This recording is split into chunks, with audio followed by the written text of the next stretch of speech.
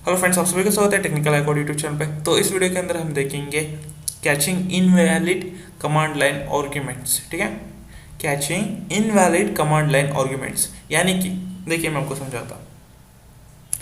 देखिए जब हम प्रोग्राम कमांड लाइन आर्ग्यूमेंट कहाँ पर सेव करते हैं, सी ड्राइव के अंदर, प्रोग्राम फाइल्स के अंदर, जावा के अंदर, जेडी के वर्जन के अंदर, बिन ड्राइव के अंदर हम क्या करते हैं, बिन के अंदर हम क्या करते हैं, प्रोग्राम को सेव करते हैं। जैसे कि इस प्रोग्राम का फाइल का नाम क्या है, क्लास डेमो। ठीक है, तो यहाँ पे मैं सबसे पहले इसको कंपाइल करूँगा, जावा सी डेमो डॉट जावा, ऐसे मैं कंपाइल करूँगा। सक्सेसफुली कंपाइल होने के बाद मैं इसके बाद क्या करूँगा, इसको रन करूँगा। रन करने के वक्त ही हम क्या करते थे, आर्ग्यूमेंट्स पास करते थे, इसीलिए कहा जाता है इसको कमांड लाइन आर्ग्यूमेंट। अब देखिए मैं 5 और 10 को पास करूँगा तो क्या आ जाता है, आउटपुट 15 आ जाता है। मतलब इन दोनों का एडअप करके क्या आ जाता है हमारे पास, 15 आ जाता है। पिछले प्रोग्राम में हमने यही देखा था। लेकिन अब मुझे क्या करना है कि हमने वैलिड कितने आर्ग्यूमेंट्स पास किए हैं कमांड लाइन के अंदर, या फिर इनवैलिड आर्ग्यूमेंट्स कितने पास किए हैं, ये देखना है। देखिए वैलिड कौन कौन से हैं, 5 वैलिड है, 10 वैलिड है, यानी इंटीजर टाइप का वैलिड है।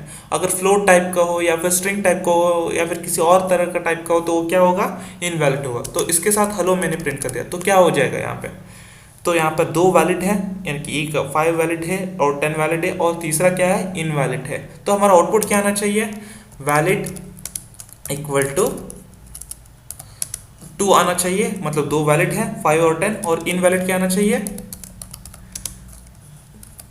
1 आना चाहिए। ठीक है, इस तरह से काम होना चाहिए। वैलिड 1 एंड 2 यानी कि इंटीजर टाइप के, यानी कि 2 वैलिड आना चाहिए, VALID। ठीक है,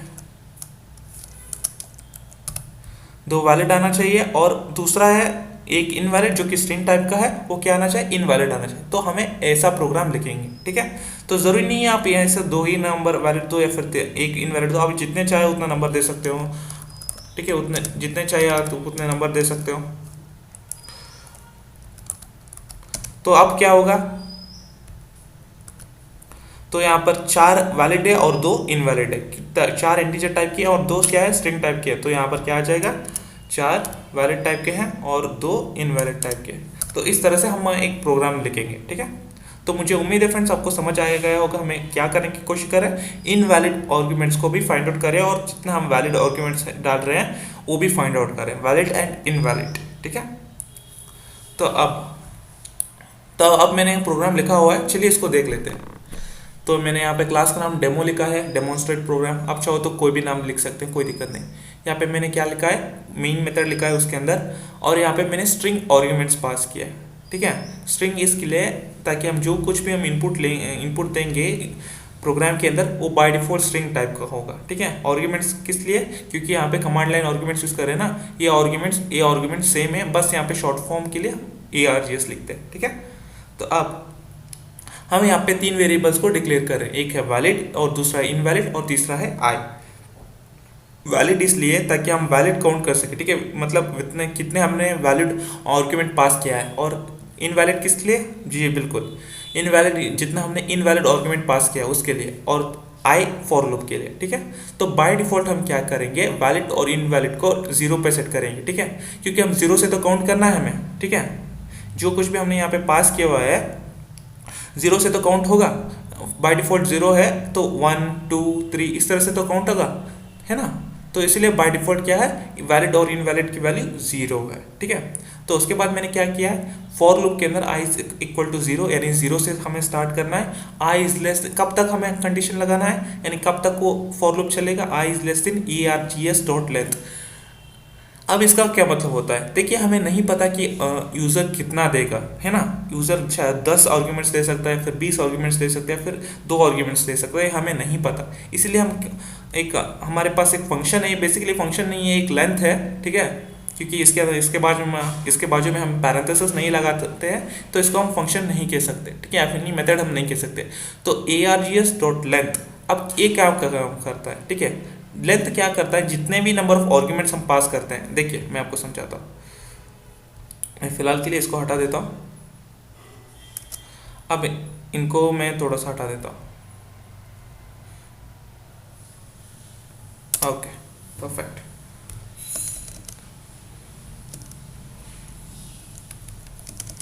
ओके, तो अब ये क्या हो गया बेसिकली 5 ये और जी एस ऑफ 0 हो गया है, ठीक है। ये जीरो वाले हुआ ना, ये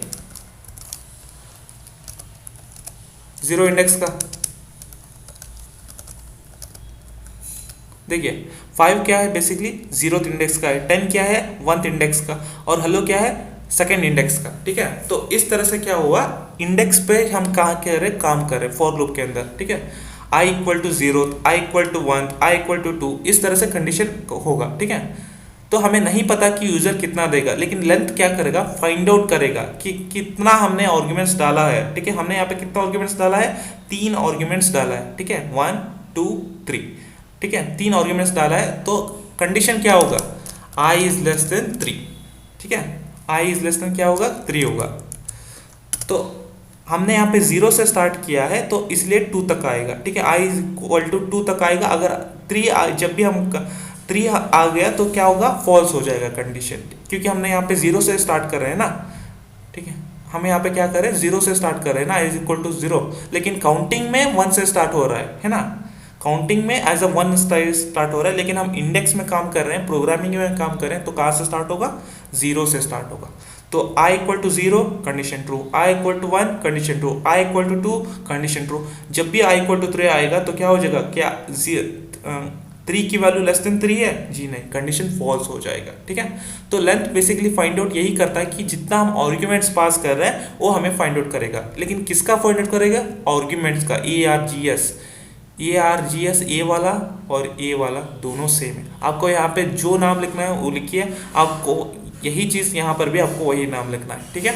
तो आर्ग्यूमेंट्स कितना होगा, ये आर्ग्यूमेंट्स डॉट लेंथ कितना हम दे रहे हैं वो फाइंड आउट करके हमें देगा, ठीक है। लेंथ यही काम करता है, जितना हम इनपुट दे रहे हैं वो हमें फाइंड आउट करके देगा, ठीक है। तो अब इसके अंदर मैंने क्या किया है, ट्राई ब्लॉक लिखा है। ट्राई ब्लॉक हम किस लिए लिखते हैं, ताकि इसके अंदर जो कुछ भी एरर आने की संभावना है वो हमें एक्सेप्शन करके कैश के अंदर दे, इसलिए हम क्या करते हैं, ट्राई ब्लॉक लिखते हैं।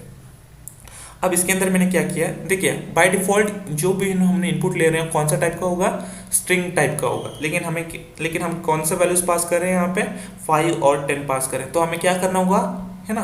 तो यहाँ पे 5 और 10 पास करें कि नहीं, 5 और 10, तो हमें क्या करना होगा, उसको इंटीजर में कन्वर्ट करना होगा। तो इसीलिए हम क्या लिख रहे हैं यहाँ पे, इंटीजर डॉट पार्से इंट, या फिर कुछ लोग इसे पार्स इंट भी कहते हैं, ठीक है। और यहाँ पे आई कैपिटल है और यहाँ पर भी आई कैपिटल है, ठीक है। तो अब इसके अंदर मैंने क्या पास किया, ARGS ऑफ आई पास किया, क्या पास किया, आई पास किया। आई इसलिए क्योंकि हमको नहीं पता कि कितना हमको क्या कहते हैं यूज़र से इनपुट मिलेगा। अगर आपने यहाँ पे 0 डाला तो सिर्फ एक ही इनपुट, तो पहला कौन सा कहाँ से शुरू होता है, 0 से शुरू होता है, तो ये 0 वाला। अगर हमने 0 और 1 डाला, 2 बार डाला, तो 2 वैल्यू 0 के लिए और 1 के लिए, तो हमें नहीं पता कि कितना डालता है। अगर हमने आई डाला तो जब तक आई कंडीशन चलेगा तब तक हम क्या होगा, ये इनपुट लेता रहेगा, ठीक है, इनपुट लेता रहेगा। जब तक कंडीशन ट्रू होगा तब तक क्या होगा, ये इनपुट लेता रहेगा, ठीक है। जैसे कि a equal ARGS of 0, ARGS of 1, ARGS of 2, i की वैल्यू क्या है, 0 से शुरू होगा, 0 इक्वल 0 1 2 इस तरह से चलता जाएगा, ठीक है।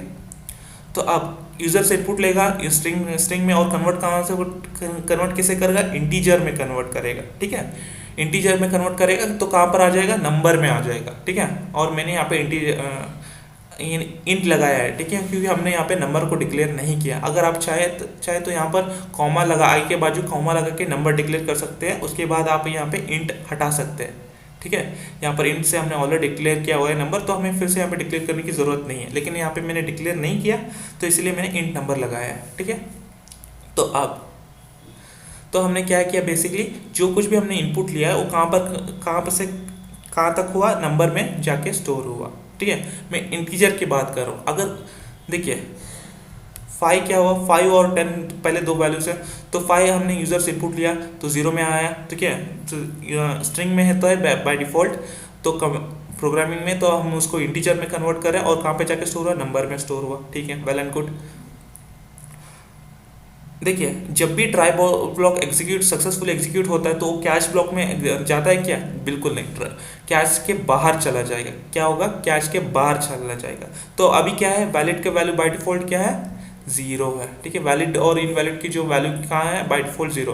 तो अभी हम क्या करें, वैलिड को इंक्रीमेंट करें। आप चाहो तो दो तरीके से लिख सकते हैं, या इसको valid equal to valid plus one इस तरह से भी लिख सकते हो, या फिर इसको वैलिड प्लस प्लस करके भी लिख सकते हो, जैसे कि हम यहाँ पे आई प्लस प्लस लिखते हैं ना इंक्रीमेंट की वजह से, आप ऐसे भी लिख सकते हो, कोई दिक्कत नहीं, ठीक है।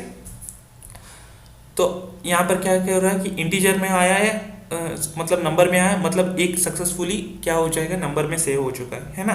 तो अभी ये ट्राई ब्लॉक सक्सेसफुल एग्जीक्यूट हो चुका है, कोई एक्सेप्शन नहीं आया, तो क्या हो, कैच ब्लॉक के अंदर जाएगा, बिल्कुल नहीं। तो अभी क्या होगा, वैलिड इंक्रीमेंट होगा। अभी वैलिड की वैल्यू क्या है, 1 है। क्यों, क्योंकि अभी 5 वैल्यू हमने पास किया है ना, इसलिए क्या होगा, वैलिड इक्वल टू 1 है ना। मैं यहाँ पे इनवैलिड भी लिख लेता हूँ, इनवैलिड भी बाय डिफॉल्ट कितना है, 0 है फिलहाल के लिए, ठीक है।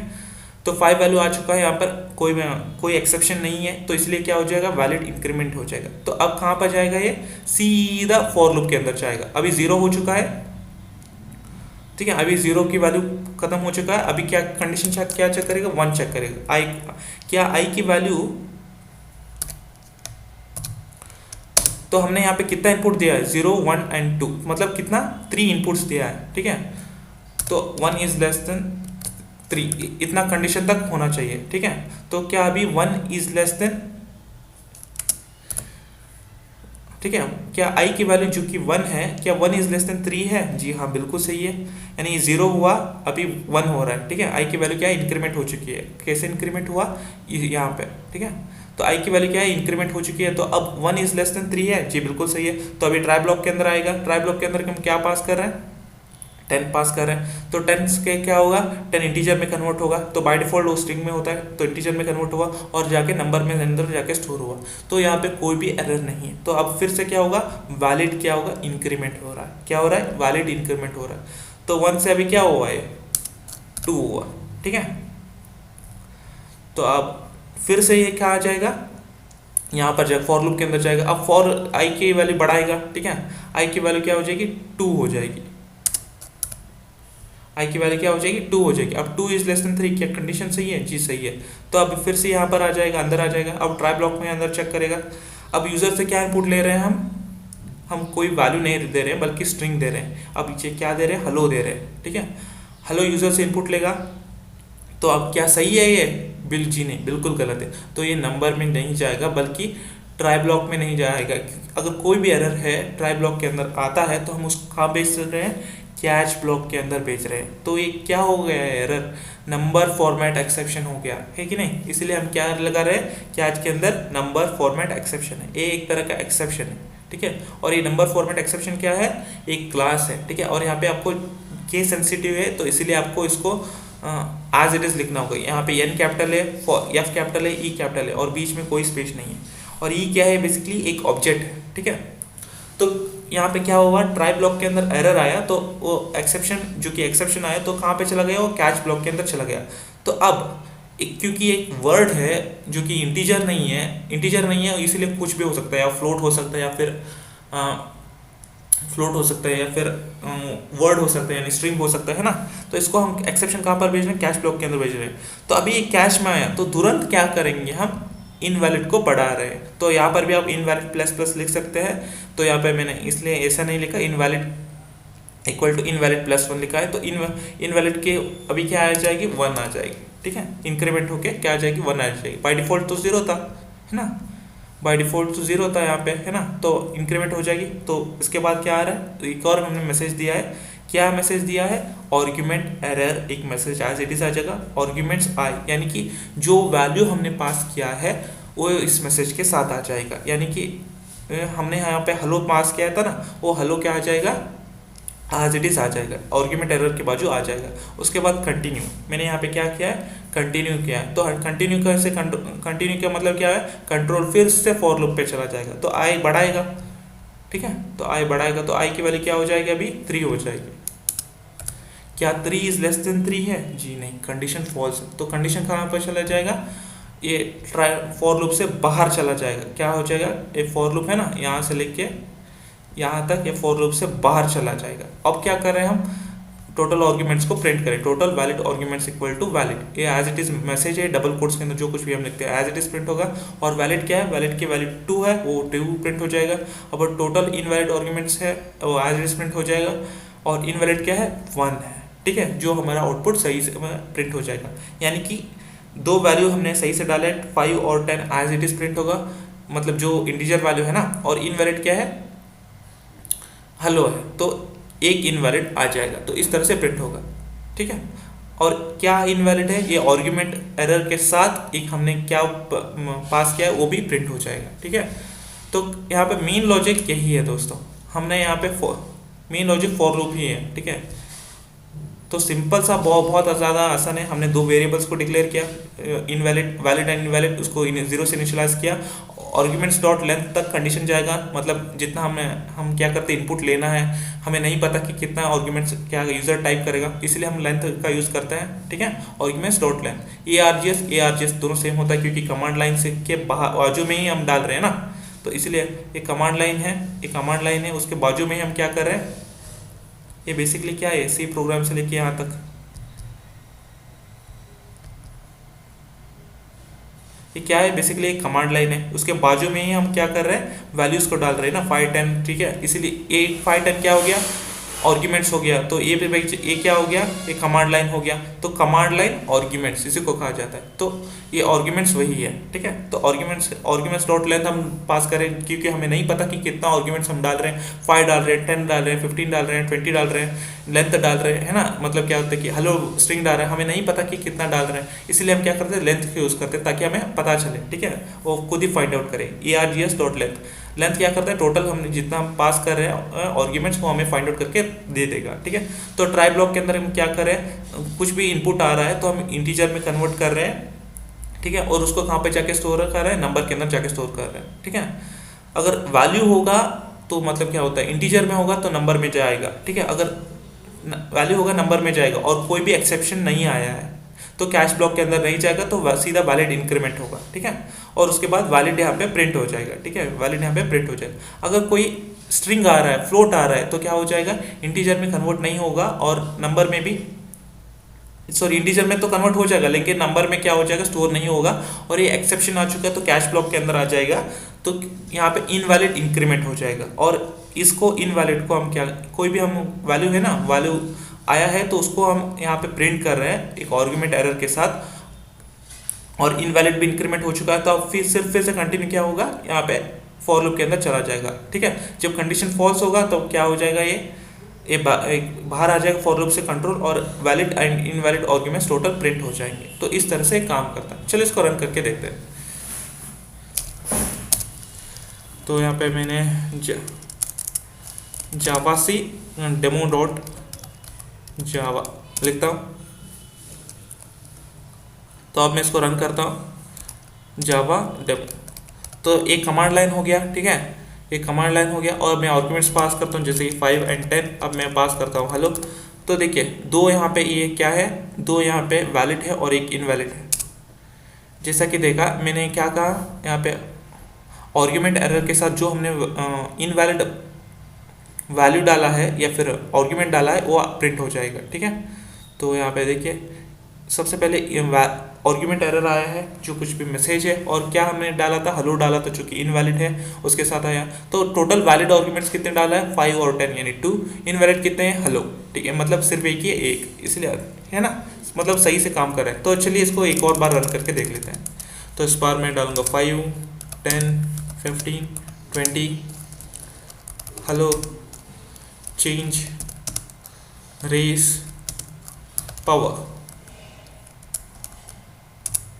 तो देखिए सबसे पहले हमारे पास क्या आना चाहिए कि आर्ग्यूमेंट एरर आना चाहिए। तो कितना आर्ग्यूमेंट एरर है यहाँ पे, टोटल 4 है, हेलो चेंज रेस पावर, ठीक है। तो हमारे पास क्या आ रहा है, 4 आ रहे हैं, हेलो चेंज रेस पावर, ठीक है। उसके बाद टोटल फाइंड आउट भी तो करना है, कितना है यहाँ पे टोटल, 4 हमारे पास वैलिड है, 5 10 15 20। तो क्या हमारे पास 4 है, जी हाँ बिल्कुल 4 है।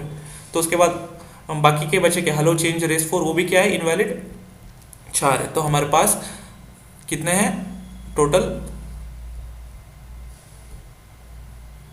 टोटल 4 आर्ग्यूमेंट्स है, वैलिड आर्ग्यूमेंट्स है और 4 इनवैलिड आर्ग्यूमेंट्स है। ठीक है, तो ये हमारा सक्सेसफुली आउटपुट काम कर रहा है। तो ये हो गया to find out the valid arguments and invalid arguments of command line arguments. तो मुझे उम्मीद है फ्रेंड्स आपको पता चल गया होगा कि हम कैसे पता लगा सकते हैं कि हमने कितने वैलिड और इनवैलिड आर्ग्यूमेंट्स डाले हुए हैं कमांड लाइन के प्रॉम्प्ट के अंदर। ठीक है, कमांड लाइन के अंदर। तो मुझे उम्मीद है फ्रेंड्स आपको पता चल गया होगा, ये वीडियो भी पसंद आ गया होगा। अगर कुछ भी डाउट है तो कमेंट सेक्शन पे के लिए तो कमेंट कर दीजिएगा, मैं आपको रिप्लाई जरूर कर दूंगा। इस वीडियो को एक लाइक करें, चैनल को सब्सक्राइब करें एंड बेल आइकन भी जरूर दबाएं। मिलते हैं अगले वीडियो में, till then take care, bye bye.